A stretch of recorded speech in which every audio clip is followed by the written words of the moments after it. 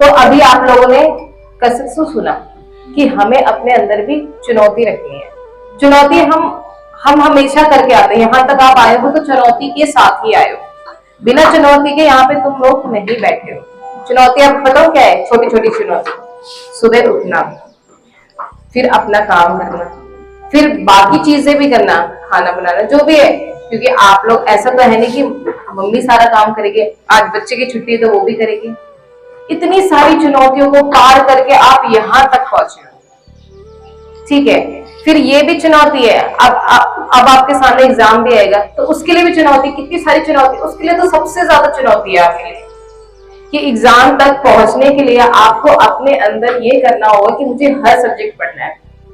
और ऐसा भी नहीं है कि आपके माता पिता आपका सहारा बने कि चलो कि मेरी बेटी पढ़ रही है तो मैं नहीं करूं। क्योंकि मिडिल क्लास की फैमिली ऐसी होती है ना कि मैं कर रही हूँ तो मैं ही क्यों करूं, मेरे बच्चे भी पैदा किस लिए किए, काम करने के लिए किया। और सब यही सोचते हैं, सब यही नहीं सोचते, मेरे घर में भी यही है कि पैदा किया अपने सुख के लिए तो पैदा किया है। यार सुख क्या होता है मुझे ये बता दो कि कौन सुख है, मुझे ये बता दो कौन सुखी है। मैं तो अभी तक सुखी नहीं हुई हूँ, चाहे कितना भी दिन भर रात भर काम करती रहूं फिर भी मैं सुखी नहीं हूँ। इतनी सारी चुनौतियां मेरे सामने आती है, ठीक है। तो तुम्हारे इस एग्जाम के लिए भी तुम्हें कई सारी चुनौतियों को पार करना पड़ता है। और वो जब तक नहीं आ जाता वो डेट कि आज के दिन ही मेरा एग्जाम है, तब तक आप लोग लगे रहते हो कि यार इस सब्जेक्ट को भी पढ़ना है, उस सब्जेक्ट को भी पढ़ना है, ये मेरे पल्ले नहीं पड़ती लेकिन इसको भी पढ़ना है। ये सारी चुनौतियां ही तो है। और हम सब अभी आए हैं चुनौतियों को पार करके ही तो बैठे हैं। कहीं भी जाते हैं तो हम चुनौतियों को पार करके कहीं जाते हैं। ऐसा नहीं है कि हम बिना चुनौती के वहां पहुंच जाते हैं, हमारे पास कोई काम ही नहीं है। अब नहाने के लिए भी 10 बार सोचना पड़ेगा, यार ठंड है कौन नहाए, ये भी तो चुनौती है भाई। अपनी सुरक्षा के लिए, अपनी सफाई के लिए, अपने आप के लिए चुनौतियों को तो पार करना पड़ेगा, है ना। तो इस चुनौतियों को ही पार करने के लिए ही एक आपके सामने छोटा सा एक घटना रखी। ये नहीं कह सकते कहानी रखी, ये भी एक घटना ही है जो घट चुकी है। अब आपकी बारी है कि अब आपको किस तरीके से अपने जीवन में घटना घटानी है, ये घटना करनी है। क्योंकि ये जीवन आपका है और बाकी का नहीं। हमने बाकियों की कई कहानी सुनी है, अभी तक जितने भी लोग यहाँ पे बैठे सभी की कहानी सुनी है कि कोई ये था, कोई छोटी सी उम्र में इतना बड़ा ऊंचा कर लिया, कोई बड़ी उम्र में ही वो चीज कर रहा है। कहते पढ़ाई की कोई उम्र नहीं होती है, कहा जाता है ना कि पढ़ाई की कोई उम्र नहीं है। तो कोई बूढ़े होकर भी पढ़ाई करता है और उसका भी नाम पढ़ने को भी मिलता है, सुनने को भी मिलता है कि यार ये हमसे भी ऊंची उम्र के बाद पढ़ना शुरू कर रहा है। और हम तो अपनी ही उम्र में पढ़ने में सोच रहे कि पढ़े या ना पढ़े, ठीक है। जब तक जो चीज मिल रही होती है ना उस चीज को इंसान को कह सकते हैं, इंसान उस चीज की मोल नहीं रखता है। जब तक जो चीज उसको मिल रही है, और जो चीज नहीं मिल रही होती तो वो सोचता है ना कि काश हमारे भी साथ ऐसा होता है, काश हम भी इस तरीके से करते। नहीं, जो मिल रहा है उसको जियो और उसे ही अपने जीवन में ऐसा बनाओ कि यही चुनौती है और इसे ही मुझे पार करना है। अब चुनौती के बारे में हमने जाना कि चुनौती सारी चुनौतियां हैं, हमें ये चीजें करनी है और इस चीज पे अमल भी करना है। ये नहीं कि आपने सुन लिया और एक कान से सुन के निकाल दिया, ऐसा कभी मत करना। क्योंकि यही चीज जो है आपको आगे बढ़ाने में मदद करेगी। हम कुछ भी करते हैं तो किसी की थॉट लेकर ही सोच के करते हैं कि यार उसने ये चीज कर ली तो मैं भी कर सकता हूँ। क्लास में 70-80 बच्चे होते हैं ना, और ऐसा तो नहीं जितने यहाँ बैठे हैं कि सब चाहते हैं कि मैं पास हूँ, कोई चाहता है कि मैं फेल हूँ, नहीं ना। सब चाहते हैं कि मैं पास हूँ, और पास के लिए क्या करना पड़ेगा, दूसरे से कंपटीशन करना पड़ेगा। हम ये सोचते हैं, ये होते हैं सांसारिक मनुष्य जो अपने अंदर ये चीज सोचते हैं। लेकिन कुछ उसमें से ऐसे होते हैं कि मुझे इनसे कुछ लेना देना नहीं, मुझे अपने आप में ही अच्छे मार्क्स लाने हैं, मुझे अपने आप को ही चुनौती देनी है। ये होता है उसके आंतरिक जागृति, जिसे कहते हैं चेतन मन में इस चीज को बिठा लेना, ठीक है। ये हो गई कि हमने ये सोचा और हमें करना है। तो आप भी अपने अंदर ऐसे गट्स रखो अंदर से कि मुझे इस बार के एग्जाम में पास नहीं होना, अच्छे मार्क्स से, अच्छे परसेंटेज से ही निकलना है, क्योंकि एग्जाम एक बार ही होगा और आप भी नहीं चाहोगे कि मैं उस क्लास को दोबारा पढ़ूं, क्योंकि हर कोई का यही होता है कि मैं बड़ा हो गया हूं, मेरी उम्र ज्यादा हो गई, तो मैं नहीं चाहता कि पीछे का पढ़ूं, मैं आगे चल रहा हूं तो आगे का ही देखूं। ठीक है, ये आप सभी के लिए है इम्पोर्टेंट कि इस चुनौती का आप सभी को पूरा करना है। अब एक छोटी सी कहानी है, मैं भी आपको बताना चाहूंगी और मैं भी आपको बोर करना चाहूंगी। बोर ही लगती है सबको, जो सच्चाई चीजें होती है, जो अपने अंदर आग पैदा करने वाली चीजें होती है ना, वो सबको बोर लगती है, सभी को, कि उसे 10 मिनट में सुनने में होगा उसको आलस आ जाएगा, अब 5 सेकंड का भी होगा ना उसको सुनने में, सिर्फ मात्र शब्द को सुनने में ही आलस आ जाता है इंसान को। तो खैर मैं भी थोड़ा सा और बोर कर देती हूँ। तो किसके साथ कैसी प्रतिक्रिया करें, ये है आप मेरा मुख्य विषय, कि हम जिसके साथ जाते हैं हम वैसे ही बन जाते हैं। ठीक है, हम ढूंढते भी ऐसे लोगों को जो मेरी तरह ही हो। ठीक है, हम बैठते भी उनके साथ ऐसे ही हैं जैसे कि जिस तरीके का मुझे पसंद है। ठीक है, आप लोग क्लासमेट और क्लास में जाते हो स्कूल में, है ना, ऐसा तो है नहीं कि 80 बच्चे बैठे हैं तो 80 बच्चों के साथ बातें करते होंगे, है ना, एक आध दिन चुने होंगे जो मेरे को पसंद है और बाकी सारे ऐसे ही है। हम अपने व्यवहार की वजह से, हम अपनी चीजों को देख के हम दूसरों को अपने पास रखते हैं। आज इसी विषय पे हम बात करेंगे। तो श्री रामानुजाचार्य जी हैं, उन्होंने अपने कुछ शिष्य के साथ थे और वो कुछ बता रहे थे कि जैसे अध्यात्म में या भक्ति मार्ग में हम जब चलते हैं तो हमें कैसे कैसे लोगों का सामना करना पड़ता है, किस तरीके के लोग जो है हमारे आसपास आते हैं और हमें मतलब उस मार्ग से भटकाने की कोशिश करते हैं। ठीक है, इसे आप अपने जीवन में भी कर सकते हैं कि जैसे आप एग्जाम के लिए तैयारी कर रही है, पेपर होंगे, तो उसके लिए आपके सामने कई सारे लोग भी आते हैं। कोई होता है छोड़ना क्या पढ़ना, चलना, इतना पढ़ के क्या ही 3 मार लेगी, या इतना पढ़ के क्या ही कर लोगे, ऐसे लोग भी आते हैं। कुछ होते हैं थोड़ा सा पढ़ लिया ना, चलो खेलते चलते हैं, ऐसे ऐसे लोगों का सामना करना पड़ता है आपको, है ना। ठीक ऐसे ही रामानुजाचार्य जी थे, उन्होंने बताया कि अपने शिष्यों को कि हमारे सामने 3 तरीके के लोग आते हैं, 3 प्रकार के लोग आते हैं जो हमें अपने मार्ग से भटकाने के लिए बहुत कोशिश करते हैं। कुछ अच्छे होते हैं तो कुछ बुरे भी होते हैं। ठीक है, तो उन्होंने बताया कि पहला जो होता है वो अनुकूल प्रवृत्ति के लोग होते हैं, दूसरा होता है प्रतिकूल प्रवृत्ति के लोग होते हैं, और तीसरा होता है अनुभवी प्रवृत्ति के लोग होते हैं। अब तीनों ही बड़े ध्यान से सुनना और तीनों ही बड़े इंपॉर्टेंट है आपके जीवन में। अनुकूल प्रवृत्ति के कौन से होते हैं, जो जिसको आप कह सकते हैं आदर्श भाव का व्यक्ति हो, जो मतलब जिसके अंदर संस्कार भरे हो कह सकते हैं, या भक्ति मार्ग में हो। ठीक है, उनकी रुचि ज्यादातर ऐसे लोगों से है, ऐसी प्रवृत्ति के लोगों से है जो मतलब उनके ही तरह हो। ठीक है, भक्ति मार्ग मतलब जिससे प्रेम हो भगवान से, ऐसा तो है बिना परमात्मा का नाम लिए हुए हम सब बैठे हैं। आज सभी जीवित है उस नाम के वजह से और उनके दिए हुए जीवन के वजह से जीवित है। और जैसे कि आपको सर ने सबसे पहले बताया कि हम जीवित इसीलिए उन्होंने जीवित रखा है, और जिस दिन उन्होंने 1 सेकंड के लिए इस संसार से हवा को रोक दिया ना, तो ऐसा लगेगा मानो 1 सेकंड में, 1 मिनट के लिए भी रोक दिया इस हवा को, तो सभी मनुष्य जो है सब मर जाएंगे। ठीक है, तो ऐसे प्रवृत्ति के थे वो जो परमात्मा को मानते हैं, जिसका व्यवहार बहुत देखकर या बोलोगे बड़ा सुंदर है। ठीक है, जिसके व्यवहार में प्रेम झलकता हो, भक्ति झलकती हो। ठीक, और किसी से बैर भाव नहीं रखता। किसी से बैर का मतलब ये किसी से गुस्से में नहीं रहता, क्रोध में नहीं रहता, मतलब हंसता खेलता। अपने में रहता, वो होते हैं प्रतिकूल व्यक्ति। ठीक है। दूसरा आपका आता है अनुकूल व्यक्ति। सॉरी, पहला जो था आपका वो अनुकूल व्यक्ति था, अब दूसरा जो होगा वो प्रतिकूल व्यक्ति होगा।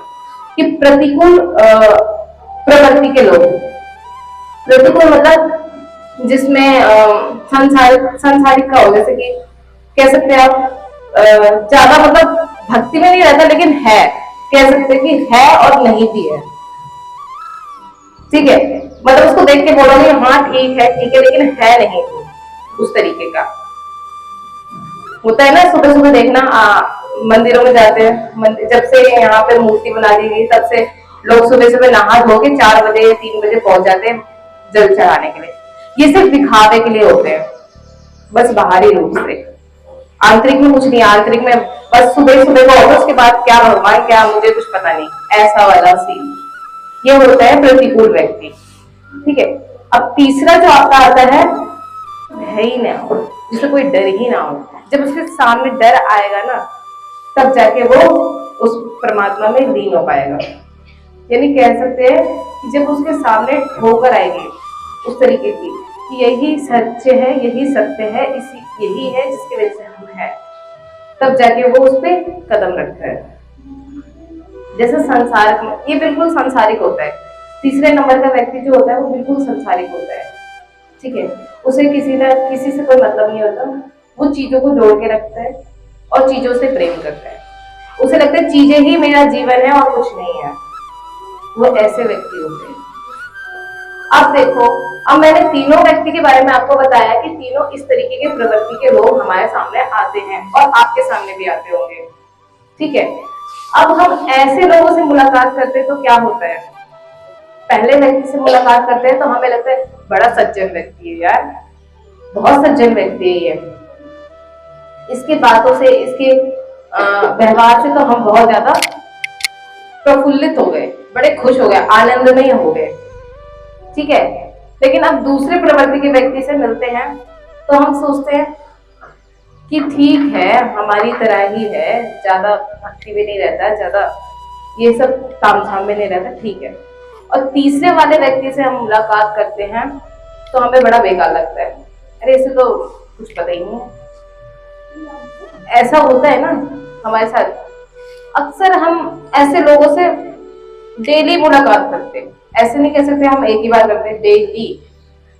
आप घर से लेके यहाँ तक आए तो ऐसे लोग, ऐसे व्यक्ति आपको मिले भी होंगे। ठीक है। अगर आप मार्केट में भी जाते हो तो कई चेहरों को देखते हो, कई बड़े भक्तिवान लगते हैं तो आपको बड़ा अच्छा लगता है। अब जैसे मान लीजिए राधे कृष्ण से ही कोई आ जाए, हरे राम हरे कृष्ण करते करते तुम बड़े खुश हो जाओगे, अरे ये तो बड़े भक्तिमान है, भक्तिमान वाले हैं, भक्ति में रहते हैं, हमें भी इनके तरह होना चाहिए। ठीक है। हम लोगों के साथ रह के ना उनकी प्रवृत्ति को अपना भी लेते हैं। जैसे हम होते हैं वैसी प्रवृत्ति को हम अपना के और अपने जीवन में ढाल भी लेते हैं। ठीक है। हम ये नहीं सोचते हैं कि वो सही चीज कर रहा है या गलत कर रहा है। ये आपके जीवन की गाथा है और इसे अपने जीवन में जरूर देखना। आपको लग रहा होगा मैं झूठ बोल रही हूँ, ऐसा कुछ नहीं है। ऐसे लोग आपके सामने आते ही हैं और आते ही रहेंगे जब तक ये सांस चल रही है, और जिस दिन सांस चलेगी उस दिन तो कोई पता ही नहीं है ना। तो अपने जीवन में हमें सर कहते हैं कि अपने जीवन में एक ऐसे व्यक्ति को रखो जो आपको सही करके रख सके, जिससे आपके अंदर डर हो, जिससे देखकर क्या उसको, मतलब वो आपके जीवन में होना ही चाहिए। प्रत्येक जितने बैठ रखे सबके जीवन में एक ऐसे व्यक्ति होने चाहिए जिसके नाम से आपको डर लगे, जिसके काम जिसके सामने आप कुछ ऐसा ना कर सके जिससे कि आपको गिल्टी फील हो, कह सकते हैं अंदर से बहुत बुरा लगे।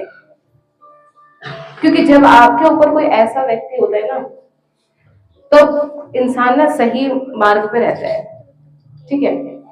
अब देखो, अब आपके क्या, हमारे भी माता पिता के दादा दादी नहीं है, मेरे दादा दादी नहीं है, आप कईयों के हैं कईयों के नहीं है, लेकिन डर, जब दादा दादी थे तो पिता को बहुत डर था कि मैं अगर गलत चलता हूँ तो मेरे पिता मेरे पे थोड़ा सा भी, क्योंकि पहले के जो लोग होते थे ना उनकी नजरों से ही डरते थे कि बस वो थोड़ा सा आंख आंख देख लेना बस तो बेटा एकदम शर्मा जाता था, शर्म आ जाती थी उसके अंदर की मेरी एक गलती की वजह से मेरे पिताजी घूर के देख रहे हैं मुझे, ठीक है। तो ऐसे थे वे। अब जब है ही नहीं तो बिंदास जी रहे हैं। ऐसी तो होता है हमारे ऊपर भी, अगर माँ बाप को घर छोड़ के चले जाए 2 दिन के लिए गई और हमारे ऊपर छोड़ दिया जाए वो रूम, तो हम मस्त जिएंगे। मस्त मतलब छोड़ना, खाना क्या बनाना बाहर से मंगा लेते हैं, छोड़ना क्या करना, काम काम 2 दिन तो है ना, काम के झाड़ू लगा देते, पोछा के करना, घर में तो मुझे तो रहना है, कौन सा गंदा होगा, ऐसा सोचते हैं, ठीक है। ऐसा विचार भी आता है कि इतनी मेहनत क्यों करना, फोन दे रखे घर में फोन चलाओ, टीवी दे रखी टीवी देखो, जो मतलब अब घर में चीजें क्यों रखते हैं ताकि बच्चा कहीं बाहर ना जाए, लेकिन ये नहीं सोचते कि बच्चा उसकी वजह से और बिगड़ जाता है। तो माँ बाप तो हमारे लिए छोड़ के चले जाते हैं, लेकिन हमारे ऊपर ये क्या होता है, हम आजाद हो जाते हैं, हम ना चाहते हुए भी आजादी हमारे ऊपर बैठी रहती है। हम सोचते हैं कि हम आजाद नहीं है, मेरे माँ बाप तो गए हैं 2 दिन के लिए, लेकिन नहीं, ऐसा नहीं होता।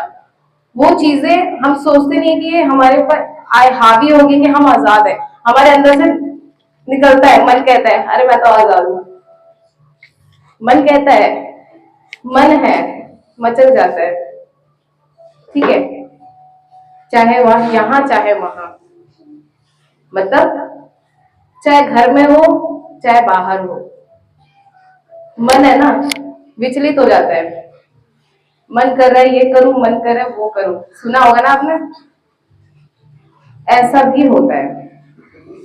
तो इसीलिए हमारे जीवन में भी ना एक ऐसे व्यक्ति को अपने ऊपर रखना है, ऊपर मतलब ऊपर का मतलब ये नहीं अपने सर पर बिठा के रखना है, ये मत सोचना।